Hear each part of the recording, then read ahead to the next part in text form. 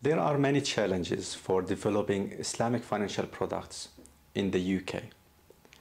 One of those, basically, those challenges are regulatory, legal, tax, human capital, and awareness and education. So if we take the first one, regulatory challenges. As we know, Islamic banking products, financial products, are based on Sharia principles. Those principles, for example, in a deposit account, is based on profit sharing agreement, where the profit is not guaranteed and the capital shouldn't be guaranteed by the mudarib or the fund manager, in this case the bank. And that's basically contradict the definition of deposit account from regulatory perspective, which form a constraint on savings product offered by Islamic banks. There are ways basically that Islamic banks found in order to overcome this issue, but it's a very important issue and it is still affecting Islamic banks nowadays. The second one, from legal perspective. Financial products offered by Islamic banks are structured differently. Usually, legal terms and conditions for a traditional financial product is basically based on interest-based legal agreement.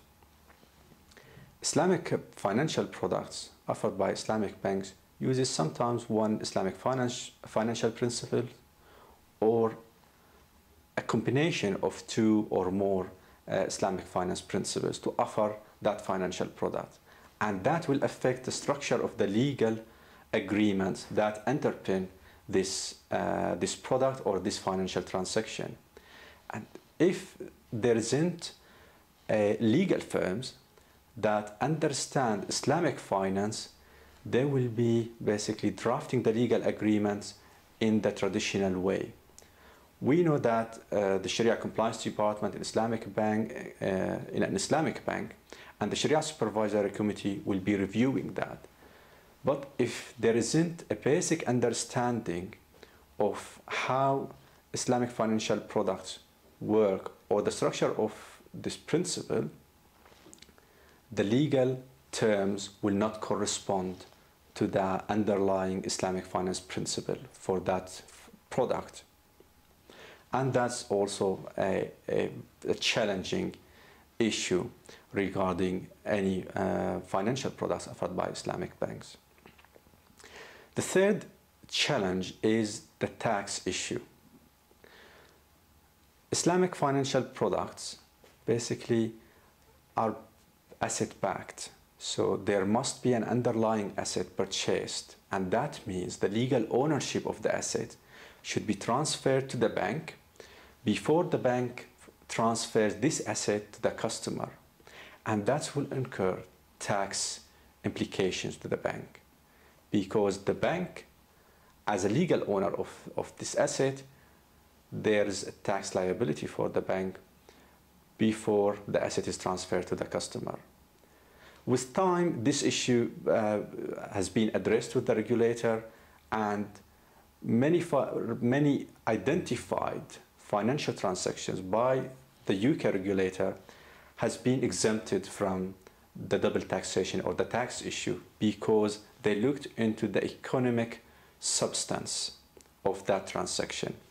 However, that is still an issue regarding variations of Islamic finance principles that used, or new principles used to offer new products in the market, which will face the same issue. The fourth challenge is basically the human capital, the expertise in the market in order to be able to develop and innovate Islamic financial transactions that incorporate the legal and regulatory framework as it is, or advise the required changes for the legal and regulatory framework and the tax implication as well in order to accommodate this financial transaction. And that would require bankers, Islamic bankers basically, who are trained in both Sharia and the banking system and the financial products. So this will enable them to come up with the right proposition, with the right idea. The fifth challenge is basically education and awareness, and that basically challenge for Islamic banks how to build bridges with their customers, basically the Muslim community, the Muslim society, and with the non-Muslim society, because financial products offered by Islamic banks is for all people from all backgrounds and from all faiths. So they can benefit from this ethical proposition that provided by Islamic banks. So how they can reach to the market, to their market, to those customers, and explain to them in very simple way how Islamic banking operates and how basically they offer their financial products and the benefit of this approach or this framework. The other thing in terms of educating and basically spreading the awareness about Islamic finance is to build bridges with the regulator as well, in order to build that understanding and awareness of Islamic finance and the requirements for developing and launching Islamic financial products in the market. Those 5 challenges are the main challenges that basically face or that are faced by Islamic banks in the UK, and would be any Islamic bank operating in similar environment would be faced with those challenges. And there are different ways basically to address those challenges and overcome those challenges.